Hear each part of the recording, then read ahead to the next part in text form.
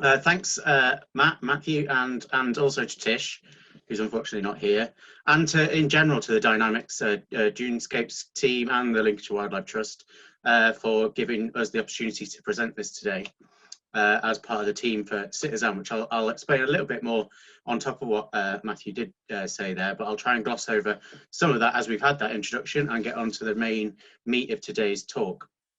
But as you've already know, so I'm Sam Griffiths, and I am a member of the CITiZAN team as Discovery Programme Officer for Humberside, which I will show a little bit more in a minute. I'll come back into our sponsors and various project partners towards the end. I've also got a little couple of slides just to explain how you can get involved with us. I know that you can also get involved with Dynamic Dunescapes, and hopefully some of that can come together a little bit more this year. Obviously, we don't know where that's going to be, but I'll just explain a little bit of that towards the end of today. What I really wanted to discuss though, and what will be the bulk of this today's session, like Matthew said, will be about half an hour in total, so I'll try and keep this a little bit brief, is really Paleolithic Britain, so the oldest occupations of Britain by human species prior to ourselves, and obviously focusing that on the Lincolnshire coastline, not as we see it today, but as a very, very different landscape indeed. And I'll go through that as we go on.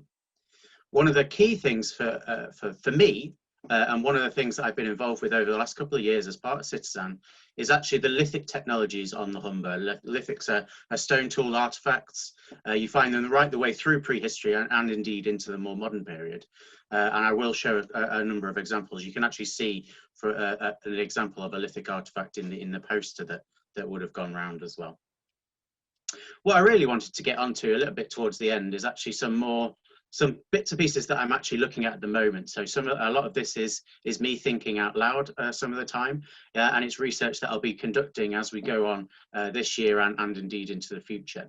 So some of it is more implications for things that I want to look at into understanding the Lincolnshire coastline and further inland as well, and how it fits into this understanding of our earliest ancestors in what we see as Britain today, what would have been a very different landscape at the points we're talking about. Just to go over some of our key missions as the project. So as we've already seen, it's the Coastal and Intertidal Zone Archaeological Network. We are based around the English coastline as a whole, not just the Humberside region, which I'll show you a little bit more of in a second. But we have a number of key mission aims, as all of these projects, including Dunescapes, of course, does. Well, one of these is to raise awareness through the heritage sector of heritage that is at risk because of various factors, but the biggest factor at the moment, and you'll all be aware of, is because of climate change and specifically sea level rise. But also climate change is affecting how we deal with our coastlines as well, which obviously you'll understand through understanding the Dunescape project as well. We practice something called non-intrusive survey, by which it means we don't do excavations as such. We aim to preserve in the record as much as we can as it's eroding. So not actually conducting excavations to erode further into that landscape, if you like, but trying to keep on top of the survey as it's being eroded. We practice regular monitoring, and this is where, as Matthew was already saying, where our volunteers come in, because those are the people that actually live on the coastlines, including, I assume, a lot of the people on the call today live on the Lincolnshire coast itself or around that kind of area. And we really look to engage new communities in this as well. So we work in lots of villages and smaller hamlets in Lincolnshire, but also Yorkshire. I'll show you the map in a second. So it's really engaging these new communities into heritage in a different way. We're obviously looking for new relevant archaeological data, so we're not just looking to record it and then put it in a dusty archive. It's actually looking to advance archaeological knowledge as well, and using that for publications, both with our volunteers and with other institutions and research bases. And one of the things we practice within that non-intrusive survey is really high precision survey. It allows us a lot more high precision data to allow that adding to the new relevant archaeological data going forwards. And as I said, we've got a total of 6 discovery programmes. So you've already heard me mention the Humberside Discovery Programme. But we also have another 5 across the UK: Liverpool Bay, South Devon Rivers, Solent Harbours, East Kent Coast and Mersey Island. You'll see at the top there it says phase 2. This is part of the second phase of works that we've conducted, which has been actually phase 1 went for 3 years before that. And I really encourage you to go to the website to have a look into some of the outputs from that, and some of that's still continuing. It's not like it was an ended project, but this is just more regionally focused. And for what we're interested in today, that's really looking at Humberside, as I said. The broad method, and I will really rush through this in quite quickly, is just to recruit CITiZAN volunteers. And it's those people that we both train, but also are going out on their own to conduct a lot of this research and monitoring that I've just been discussing. So those volunteers will monitor the archaeological record on the coast. For example, you see that happening on the bottom right here. And then that all gets uploaded onto our website. Now, this is where it comes really relevant to what you might be interested in, is looking into the historical past yourselves from home. So this has been quite important and interesting how this has been picked up during the various lockdowns we've had, because people can go on here and record themselves, record what they know themselves about their local area. This is just a very quick before and after. So this is Central Hull. For those who don't know, you can just about see the River Hull there flowing through it. All of those individual points you can just about pick out were what was done, was what was already in that database. We did a training program in Hull over 2 days, and we added all of these extra ones. So that's what we looked at doing when we're taking volunteers out, is adding all of that relevant, updated archaeological data. So it's a community archaeology, but as well as that, we also do community learning. So I do a lot of work in schools and with universities in teaching archaeological method and practices, and history bases, of course, some of which we'll see today. And that really leads me on to the very quick introduction of what the Humberside Discovery Programme itself actually covers, if you like. So the region itself, I cover a region from up on it's the north to east Yorkshire border, just up north of Flamborough Head. It includes the inner Humber itself as well, which is a really dynamic and interesting area. And for those of you who are familiar with Lincolnshire Wildlife Trust will know that Lincolnshire Wildlife Trust run an awful lot of that North Lincolnshire coastline as various reserves as well. So we work with them quite closely there as well. And right the way down to areas that I think you'd be more familiar with, which is down to Skegness, is as far as south as we go. And we work in a lot of the places like Mablethorpe and Sutton-on-Sea and various other villages and towns as you go along that coastline. That leads me then to discussing what I wanted to discuss today, really. So this is some of the work that I've been conducting for 5 or 6 years now as part of some previous research that I was doing before I started with CITiZAN, but then have also brought on to the network itself as well. And that's looking at Paleolithic Britain and how we can understand it in a lot better way by producing new and relevant data, which is exactly what things like CITiZAN allow us to do.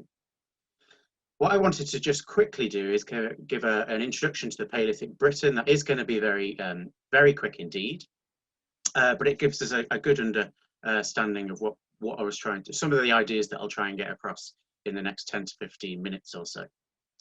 This is actually, so this graph represents a climate curve or a climate graph, which gives us a good proxy of both heat, so climate itself, but also sea level rise, okay? So it maps both to a certain extent. Now, hoping you can see my screen, my cursor here. The higher points, the top kind of like the upper peaks, if you like, I often call them peaks when I'm teaching at the universities. They're the warm periods, they're when it's at its warmest. And for example, unfortunately, I can't see past, there we go. So for example, on this very far right-hand end is the interglacial that we're in now. That's the Holocene. That's where we're at this warm high sea level event that's currently happening. And then each of these troughs, these lower points, they're the really harsh glacial periods. That's where it's really cold. And what's worth taking away at this point for this is that when that's happening in the British Isles, that's a period where there's no humans actually existing within the British Isles. It's far too cold. The glaciers through most of these troughs cover 90% of the British Isles. It varies over the various different glacial periods. And anything further south than that glacial itself is permafrost. So we're not talking about a period of archaeological knowledge at that point for what we call the British Isles today. So just to be worth aware, that's worth taking into the next couple of slides as we're discussing some of these. And as I mentioned, a lot of these also represent other high sea level stands that have happened over the last, well, in this case, this line, the dashed line I've put on the middle, is around about 500 to 450,000 years ago. So around about 500,000 years ago. And this is where we start to see the first evidence for humans occupying Lincolnshire specifically. I won't go into the wider understanding of the British landscape being occupied, but for relevance, the site, modern village called Haysborough on the Norfolk coast, we see the earliest occupation of Britain around about 1 million years ago. So another 500,000 before when we see it in Lincolnshire. I'm going to actually just skip through that and just kind of give another brief introduction to the people that we're talking about at this point. So the species of human that we're talking about that's occupying Britain at this time. And our best understanding is that it's Neanderthals. It could be a slightly earlier form of human called Heidelbergensis, but it's somewhere within that kind of framework. And again, this is a species that lives across the whole of Europe for around about 500,000 years, from around about 500,000 years ago, until it goes extinct around about 30,000 years before today, so before the modern period. But what's interesting is that certain periods of time, they actually intermingle with modern humans, and you've probably seen various press releases about that fact elsewhere. And one of the other key things to take away, I guess, is that we're talking about a species that was slightly shorter and stockier, which was believed to be a development to adapt to these northern climates, essentially outside of Central Africa or Eastern Africa. But it also seems to be that but Neanderthals at this time also have a larger brain capacity at this period through that later portion of the 500,000 years I was talking about. That then does lead me on to discussing a little bit more what we wanted to discuss, or what we wanted to look at, which is the Lincolnshire coastline. Now, as I said at the very or hinted at the very beginning, this is a very different landscape from that which we see today. So like the dunescapes that this project is primarily focused around. Now, some of the data that I've already briefly mentioned that we get for this, so this is obviously going back into me discussing it from a Humberside perspective. All of these points on this map represent lithic artifacts or assemblages of artifacts, small assemblages of artifacts. And you can see relatively there is quite a lot of data for this period. These all date to within the Paleolithic period itself over the last 500,000 years. I just wanted to highlight a couple of key ones. So there's a really nice site at Risbury in North Lincolnshire, for those who know the area. Just associated with the Scunthorpe quarries. It was found as part of the quarry works, but a long time ago. We've also got the Funa Valley, just across the Humber from Risby, which it's got a series of well-dated and well-excavated material and artifact scatters and faunal remains, so animals, from around about 250,000 years ago. And really gives us a clear understanding of how these landscapes are populated at that time by various different faunal and floral communities. Very different from what we see on the dunes today, for example. And then one of the sites I've been working on quite a bit in the last 6 months is actually a new site up at Flamborough, or a potential new site up at Flamborough, which I'll say a little bit more about towards the end. We have just published some of the work from that with a colleague of mine, Richard. Let's get back onto the Lincolnshire coast itself then. What you can see here is all of those sites that we've just seen on the other one, but just transferred and zoomed in a little bit. The circle represents the largest collection of artifacts within the county, and they're actually associated again with quarry works, but in this case it was gravel quarry works just outside from Lincoln, between Lincoln and Newark really. I think I've actually called them the Lincoln gravel quarries, slightly misnomer because they do go all the way down to Newark as well. But these were large hand axe assemblages, a couple of thousand occasionally in some of these quarries, and they're associated with an old river system, which I'll show a little bit in a second. But in modern terms, it equates slightly with the River Witham. And this then represents that, so what we need to remember is, as well as the changes in coastal changes we see, which I'll show a little bit more in a minute, and because of those, the sea level rise and fall over the last 500,000 years, we also have drastic changes in the river systems. And one of the most important ones, especially for the time period we're talking about, is this one on the right-hand side, which shows the River Trent as we know it today, actually flowing through Lincoln and out down what is now the Witham Valley and out into the Wash. And I'll show you an image of why that's so important in a second when we see some of the offshore landscapes that we see at this point.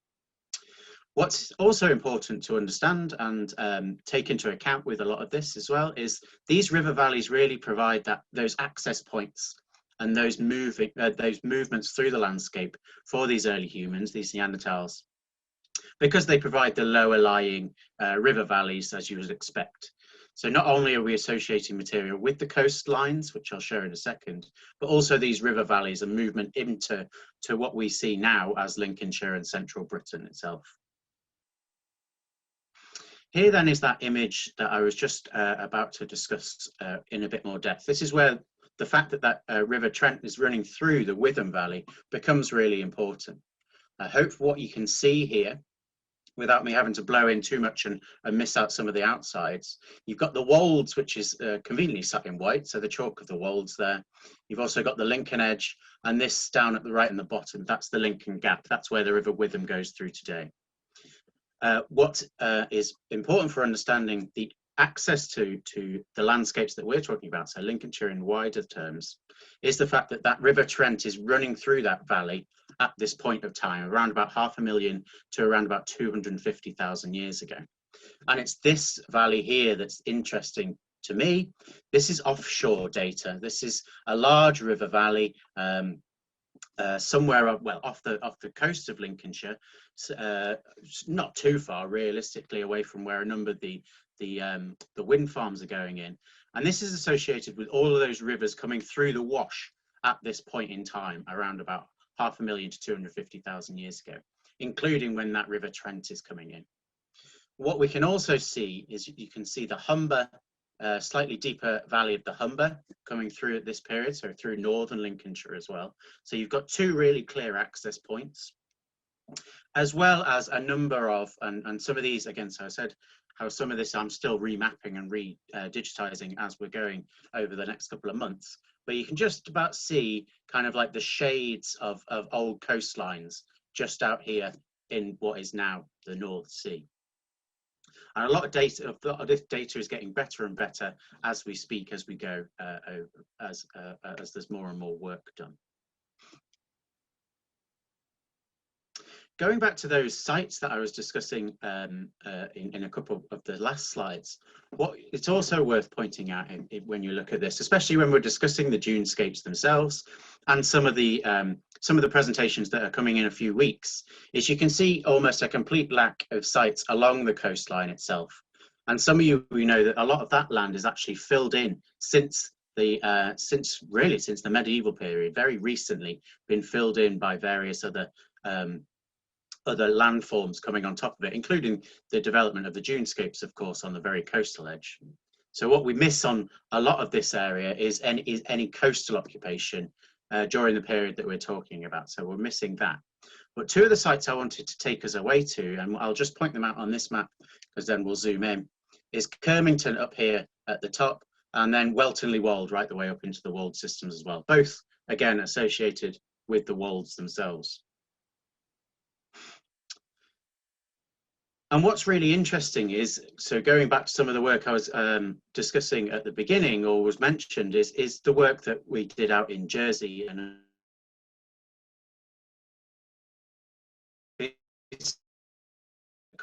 you can see if I actually pop back, so it is now right on the coastline. So this is a beautiful bay of Saint Brieuc. So it's right, the site itself is right on the coastline. The period we're talking about, in the same way as we see the Lincolnshire coast, the coastline itself is miles off land. But it fits within this wider landscape understanding. Neanderthals are using that whole landscape to hunt and subsist on a day-to-day basis, including the hunting of these mammoth individuals at the site. This just shows some of those remains that were excavated from Jersey. This is a record that we don't have over here in Britain, over here in Lincolnshire at least, but remembering the sites that I was discussing in the Foona Valley, just across the other side of the Humber, we do see that kind of evidence. We do see large megafaunal herds not being hunted. There's no direct evidence for them being hunted at this time, but they are there within this landscape. And indeed, you do get mammoth remains relatively often wash up off the Lincolnshire coast onto the beaches, or, well, one of the more famous ones actually from Spurn, so Spurn on the opposite side of the Humber. What are these Neanderthals subsisting on then? What are the strategies that they're employing? So this is the lithic artifacts that we see from the material culture of northern France, really. Some of that material that is being excavated from this site of Le Coq de Saint-Brelin. And we see some similarities here with some of the sites that I'll show you in a second from Lincolnshire itself. This just gives you a really good understanding of the amounts of different tool technologies that are being employed at this period in time, around about 500,000 to 250,000 years ago, to enact on the day-to-day basis, so the life on day-to-day basis, really. I'll just skip over some of this because the image isn't perfect by any means, but this is just showing the mass of, and this is somewhere I think we're going to find similarities in the Lincolnshire coastline. Each one of those different colours is a different rock type underneath the land surface, essentially. So it's showing a geological map over quite a wide area. So, for example, if for those who know the area, this is Jersey right in the middle, and then you've got the North French coast going around it, creating the Gulf of Millau. Now, all of those different rock types, or not necessarily all of them, but a lot of them are being exploited by Neanderthals at the time for all of those different stone tool technologies. And we see a very similar change in landscape, geological type across Lincolnshire and out onto the plains that we see across the North Sea as well. So we could be seeing some similarity in archaeological structure at this point that we see in the Lincolnshire coastline. Returning again to this off northern France landscapes. This just represents very simply what I want to do with the Lincolnshire coast, essentially, which it maps the coastlines as sea level rise, or in this case, from top left to bottom right, as sea level is dropping, and causing all of this landscape to be uncovered as the sea's dropping itself. So you can see how the drastic changes in the coastlines over these time periods is causing very big changes in landscape structure. And this is certainly what we're seeing off the coast of Lincolnshire. What we need is slightly better data off the coast of Lincolnshire to start to do this kind of modelling as well and understanding. However, we have got some evidence, and some really interesting evidence, for Neanderthals or slightly earlier groups existing within Lincolnshire itself. So going back to Kirmington, I showed that very brief map before.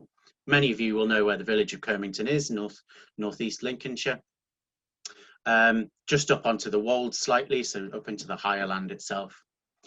The site itself was excavated somewhere between 1920, 1930, so just or interwar, should I say, and around about 70 artifacts were reported to have come from the site. And it's worth just pointing out that that's a relatively large assemblage for this time period. It doesn't sound like a lot, but it is quite a big assemblage for the time period we're talking about. We don't have that many sites that preserve for that long. And what's interesting is associated with this, what's called the Immingham Channel. Now, the Immingham Channel is a large geological structure. Well, actually, this image here shows a bit better.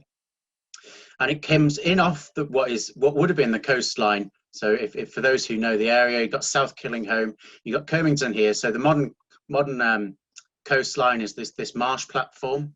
So we don't have dune systems up there, but the marshes that exist around that northeast Lincolnshire coastline. And this channel is actually now infilled with lots of different materials, which I'll show you in a second. But the site itself sat at the top of this channel. This channel came in directly off the coast, and it's almost originally it was similar. It was the analog for it was very similar to a Norwegian fjord type system. So you've got this deep channel coming in.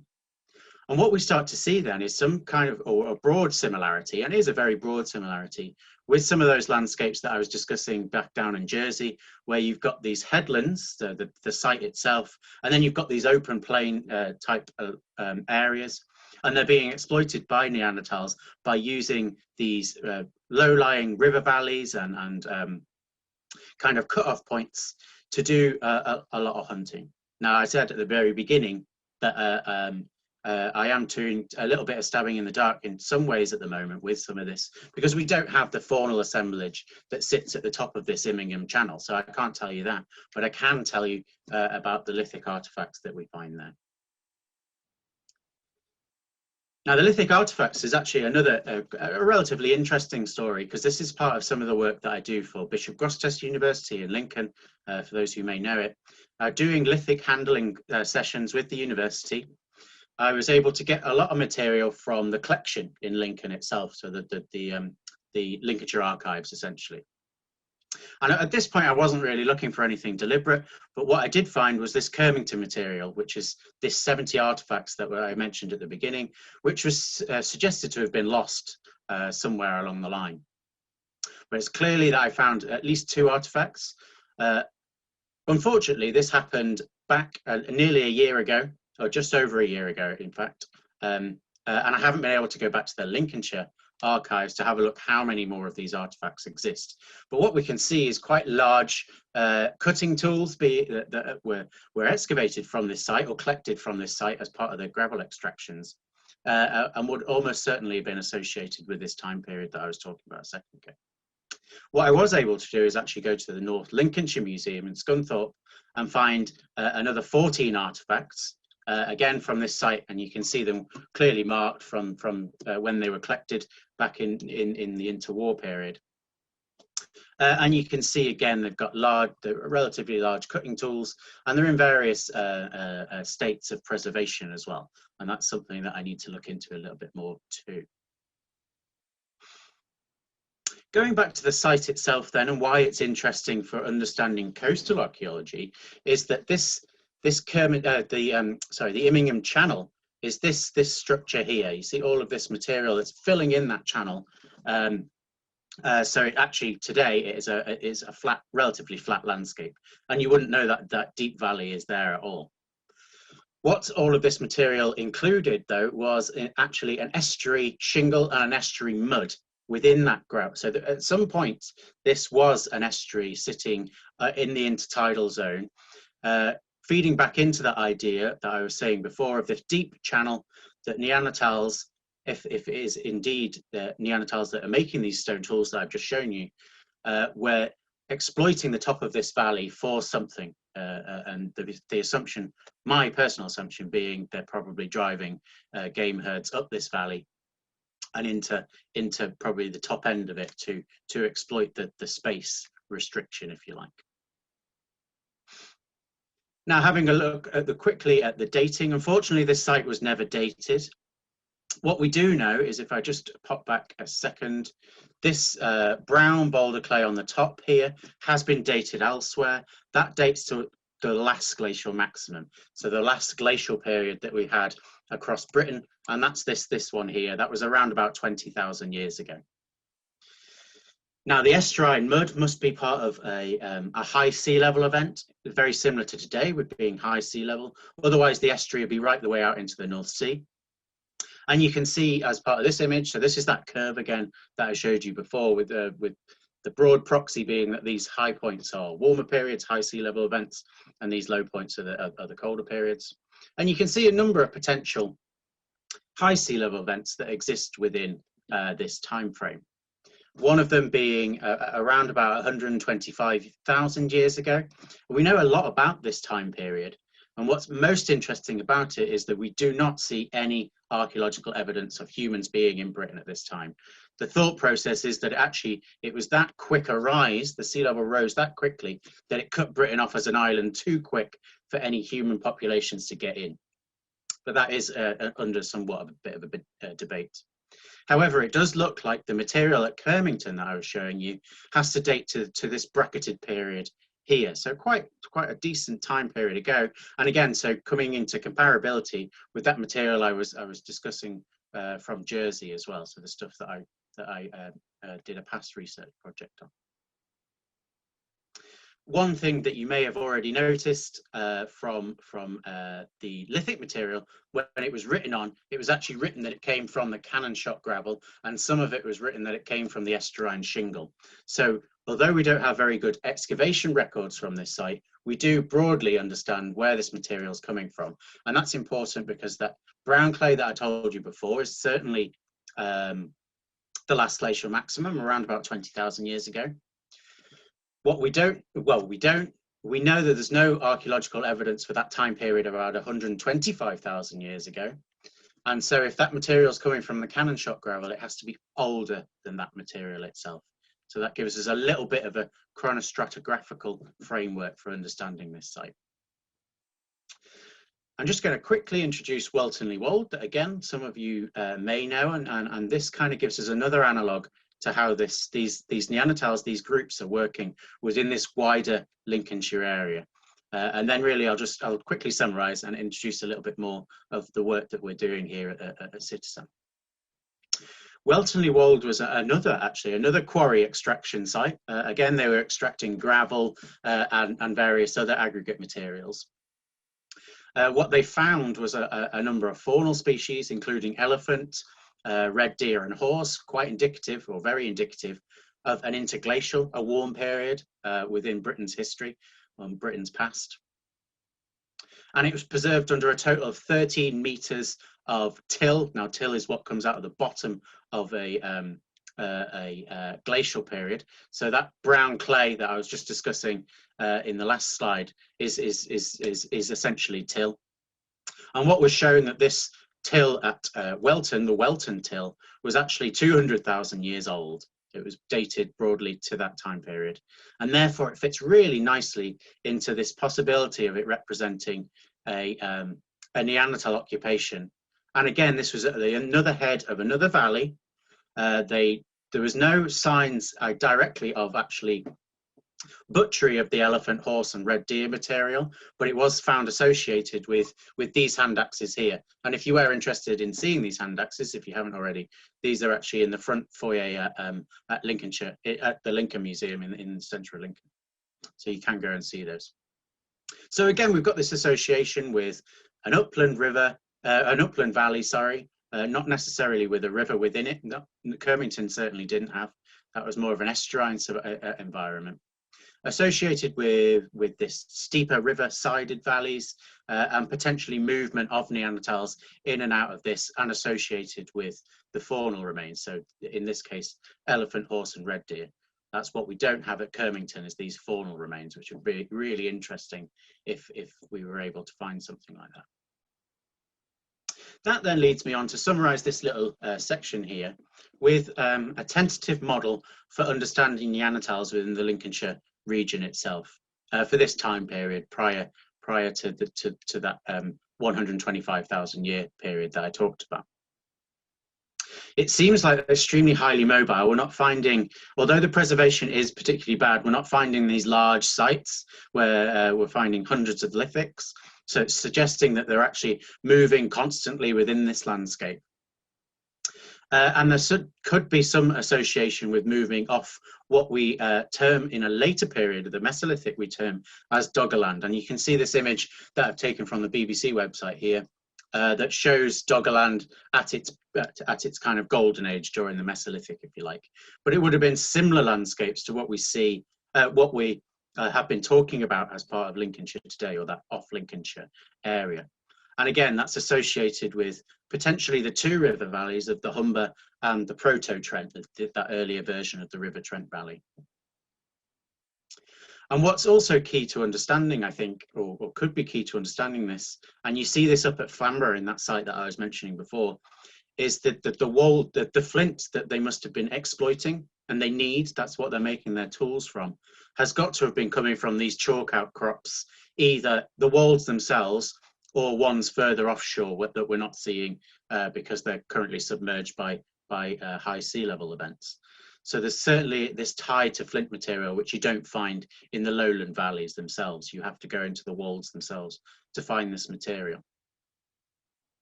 So I just quickly want to thank again Tish and Matthew for allowing me to present that material today. And I just very quickly want to introduce a little bit more about our project and how you can come and join us, really.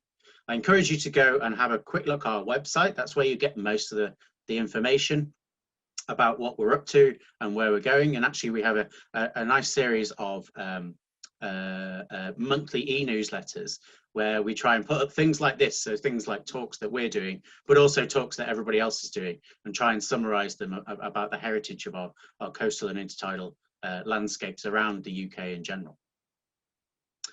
One of the really interesting things that we've been developing, and it's been curtailed slightly in the last year, although there is still a lot of these you can do on your own, is these low tide trails, where it was associated with the development of the English coast path, which you may have come across.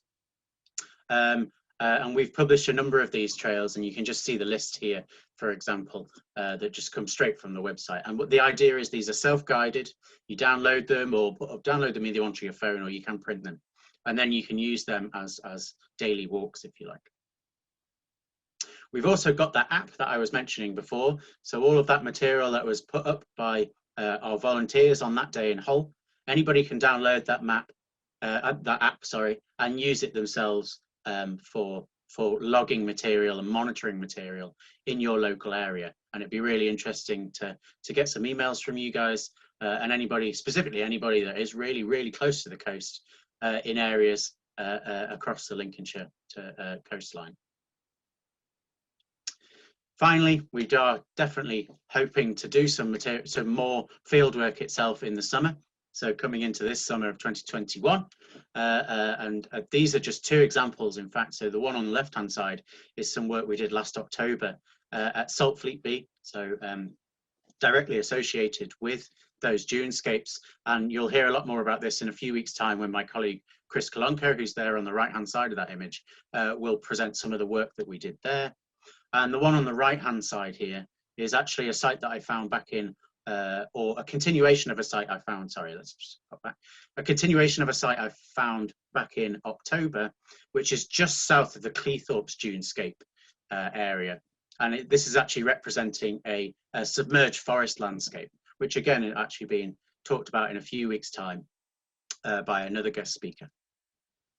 Just to very, very briefly just run through some of our sponsors. So as already mentioned, the Heritage Fund, but we're also part of the Museum of London Archaeology and Lloyd's Registry Foundation, who very kindly support us, and a number of other partners around the UK, specifically in the Lincolnshire area. We're supported a lot by the Council for British Archaeology in York. If you do have any questions, and I can see a few popping up on the top, I haven't read any of them, but we'll go through, well, I'll let Matthew go through that in a second. If you aren't able to ask any questions today, please do feel free to drop me an email, or indeed drop me an email about any material you may know of or may think is interesting from the Lincolnshire coastline as well. But for now, hoping to take some of those questions, and I hope I can answer them as best as I can.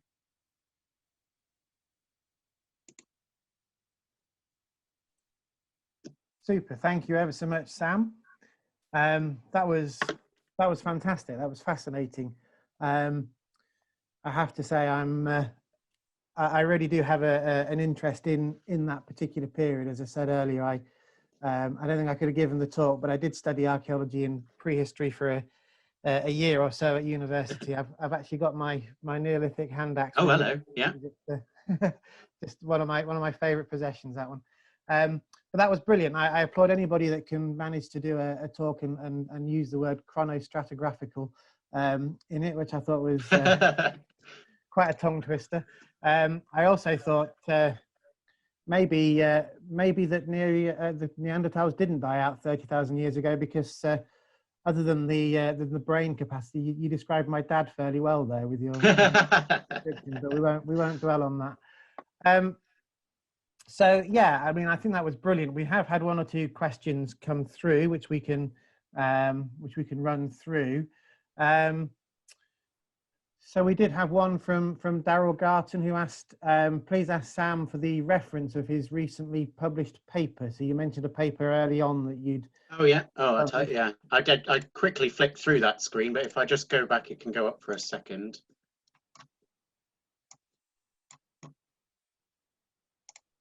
There we go.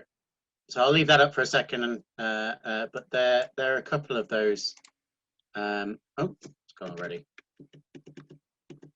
So yeah, one of them came out in January. There we go. And one of them came out back in, for anybody that probably no one on this call is, but the East Riding Archaeological Society has also got a number of papers that we've published over the last few years on their website as well. Super, brilliant. So we'll leave that up for people to make a note of if they want. We had a couple of river-based questions. So we had Jenny Higgs and Kate Roberts. We had one was, please ask where the Caythorpe Heath River ran, and the other one was what caused the Trent to change its course and when. Okay, the Caythorpe River, I'm not sure. I'd have to look into that, but it sounds interesting. The Trent went into its modern valley, so it was always in its original upper river valley, if you like, to about Newark. It went into its modern river valley after the last glacial maximum. So that last glacial that we had around about 21,000 years ago, what actually happens at various points is that a massive lake exists in what is now kind of like the bottom Trent Valley, flooding northern Lincolnshire and most of southern Yorkshire and that kind of area. And eventually, once that lake destroys through the Humber, it flushes out through the Humber, it creates this new river valley, which is what we see as the modern Trent today. So again, part of this massive destruction forces that you get when glaciers exist across land surfaces like that. Excellent, thank you very much. We had one from Richard who basically said that the strip archaeology relating to the gas pipeline crossed the Immingham Channel near Harborough, but he wondered whether it went deep enough to give any useful archaeology for the sort of thing that you'd be looking at. I wouldn't know exactly, but yes, it probably does. What gas pipelines typically go about 4 meters below, in my experience. The bottom of that Immingham Channel is nearly 20 meters, 22 meters down or something. It's a massively deep valley, although the lower end of that is full of an earlier boulder clay. It hasn't got archaeology in it. So it could be that that top 4 meters is yes. Okay. Cool. We also had a question from Fiona who said, has the South Devon Rivers project been cancelled? That's right. Yeah, it has recently been ended, that one. It's in the process of being kind of the final bits being wrapped up. Cool. Okay. And somebody else, GeoJib, said, am I right in assuming that there are likely to be more sites, but they are covered by the dunescape? I don't know if I've thought about that before. I mean, it's a perfectly possible. I feel like the dunescapes, and a couple of weeks' time when it's Caitlin Green's going to talk about the medieval landscape, a lot of that material builds up during the medieval. So I think it was probably eroded by the rising of the sea level into the Roman period. So a lot of that material would have just already been eroded. Then it's built up since the medieval period, but she'll be able to say a little bit more about that. I'm not fully integrated with how it builds up, but it's perfectly possible. Yeah. Cool. Okay, that's good. And more of a comment. Leanne Havel has sent a message basically saying to Sam, a large possible prehistoric trunk washed in this weekend. Have photographed for you and send over later. So that sounds very exciting. Yeah, I've worked with Leanne since I've been part of this project, and my colleagues have worked with them for a long time. Yeah, no, that'd be really good to see, Leanne. Good. Cool. And then we've had a question, where are these extra talks shown? Not in the last Dunescape newsletter. They are on the Dunescape's website. So if people want to go to dynamicdunescapes.co.uk, they will be able to find talks there. So yeah, should be probably in the next newsletter as well, though. But the next one is 15th of March. So there's a little bit of time before the next one. There's one every month. Excellent. Has anybody else got any other questions coming through? I think that's probably mostly everything that we've done. Here we go, hang on. Question from Angela. Hello, Sam. Having moved from Lincolnshire to Jersey in 1991 and moved to retire to mid Wales in 2015, I'm most interested in the comparisons you made. Developments at Lacotte continue at great pace, and more discoveries will be reported as the Ice Age Jersey project continues, which must be nice for you to hear there, Sam. Yeah, that's definitely true. Yeah, they've well, the team in general has published two papers this month, so it's definitely more and more as the days go on, or months go on. Excellent, brilliant. Well, we have hit 7 o'clock, so we've gone slightly over time, but certainly I think worth it just for the chance just to ask a few questions at the end. And really, just on behalf of everybody, I'd just like to thank Sam for a fascinating talk. As I say, it's an area of interest for me, but one that I'd never really applied to or really thought about in the Lincolnshire context before. So really, really interesting to hear all about that. And yeah, thank you ever so much. Much appreciated. We did get a website link up there from Sam earlier. We have mentioned dynamicdunescapes.co.uk. It's citizan.org.uk, so citizen with an A. Yeah. If you want to know a little bit more. You can also find out a bit about the Wildlife Trust if you want to at linkstrust.org.uk, or just give any of the three a bit of a Google. I think all three organisations or projects, it's fair to say, rely very heavily on volunteers. So if people are interested in volunteering, then get in touch with any one of the three organisations. I always say to people that if you would like the warm, fuzzy feeling that comes from becoming a member of the Wildlife Trust, we can only do it with the support of our members. Then do head over to the website and sign up. That would be much appreciated if you're interested. And yeah, the next one is 15th of March. It's Dr. Caitlin Green. She's a historian, archaeologist and author.